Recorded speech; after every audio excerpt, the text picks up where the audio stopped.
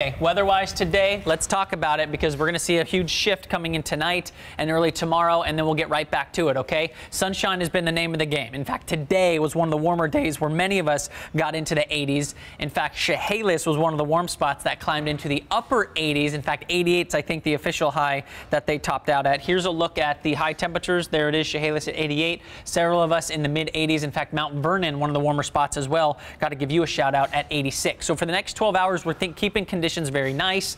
By the overnight hours, we're talking about introducing a little bit of rain in Puget Sound. More of that rain is going to be held up shop out along the coast, and the coastal locations are going to be pretty darn breezy as well. So there's the front. As it moves onshore, it's going to deteriorate rather quickly. Therefore, we're not all going to be experiencing some rainfall, but it's just offshore right now. So no one's experiencing rain currently. This shows us the chance to maybe see an isolated thunderstorm. Okay, that area in green there on the Olympic Peninsula. We also might see some out on the east side of the Cascades, but don't forget Orcas Island, or I should say the San Juans, Whidbey Island, and up to the north, you can maybe see a few isolated showers, thunderstorms as well. So here's the timing of it as it pushes through. This is 11:30 tonight, and then watch as it moves inland. It really deteriorates. A couple showers up north. This is 7 a.m. tomorrow, and then after that, we should clear things out for a very nice weekend. Another weather update a little bit later. In the meantime, Michelle, over to you. Okay, thank you, Jordan.